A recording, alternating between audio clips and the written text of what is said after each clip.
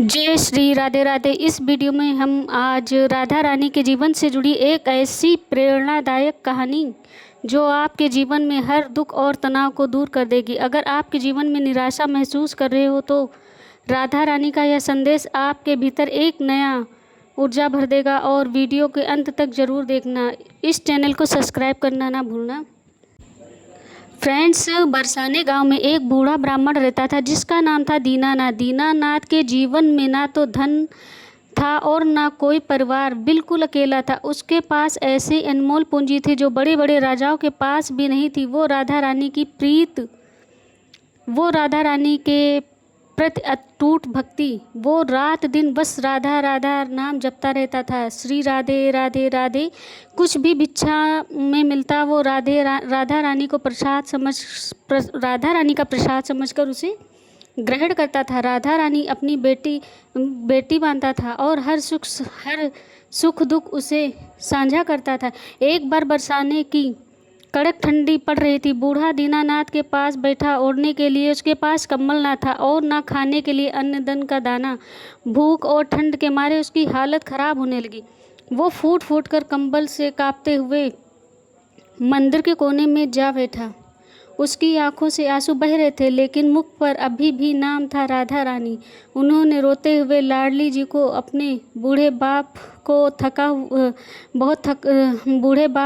हुआ देखा। अगर तुम्हारी यही इच्छा है तो मैं भूखा सो जाऊं, और तुम्हारी यही इच्छा है तो वो भी मुझे स्वीकार है। रात के करीब 12 बजे पूरी बरसाना सो रहा था। तभी दीनानाथ की कुटिया के दरवाजे पर एक हल्की सी दस्तक हुई। खटखट। दीनानाथ ने कांपते हाथों से दरवाज़ा खोला और सामने एक छोटी सी लगभग 8-9 साल की बेहद सुंदर कन्या खड़ी हुई थी। उसके चेहरे पर दिव्य चमक था। उसके हाथों में सोने की थाली थी जो गरम गरम पूड़ियाँ, हलवा और खीर सूजी से सजी हुई थी। दीनानाथ ने अचरज से पूछा कि बेटी, आधी रात में इस अंधेरे घने जंगल में क्या कर रही हो और भोजन किसके लिए लाई हो? उस कन्या ने मुस्कुराकर कहा मधुर आवाज़ में, बाबा, मैं आपके पास एक बड़े घर से आई हूँ। मेरी माँ ने कहा है मंदिर के पुजारी भूखे बैठे हैं और सोए हुए हैं। इनको गर्म भोजन और रेशमी कम्बल दे देना जाकर। दीनानाथ की आंखों में आंसू आ गए। उन्होंने भोजन लिया और कम्बल ओढ़ा। जैसे ही उसकी बच्ची को धन्यवाद किया, वह कन्या वहाँ से ओझल हो चुकी थी। पूरी कुटिया में एक सुगंध फैल गई थी जो इस संसार की नहीं थी। अगले दिन जब दीनानाथ मंदिर गया और उसने देखा राधा रानी का मूर्ति पर होठ और हलवे की छोटा सा अंश लगा हुआ है और मंदिर में बेश कीमती रेशमी कपड़ा गायब था, जो ठीक वैसा ही कम्बल उसे रात में उस बच्ची ने दीनानाथ को दिया था। दीनानाथ समझ गया कि स्वयं राधा रानी उनकी कुटिया में बेटी बनकर आए और उनके चरणों में उन्होंने अपना सिर झुकाया। मित्रों, भगवान को 56 भोग या सोने चांदी के महल की भूख नहीं होती। वो सिर्फ सच्चे भाव और भक्ति के भूखे होते हैं।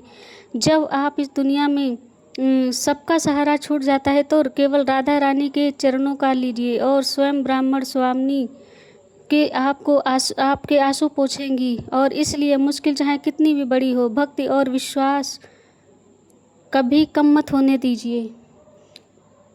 अगर आपको राधा रानी की कृपा से यह कहानी अच्छी लगी हो तो प्लीज़ और ऐसी प्रेरणादायक कहानी के लिए हमारे चैनल को सब्सक्राइब कीजिए। राधा रानी आपका कल्याण करे। सभी को राधे राधे राधे राधे राधे राधे।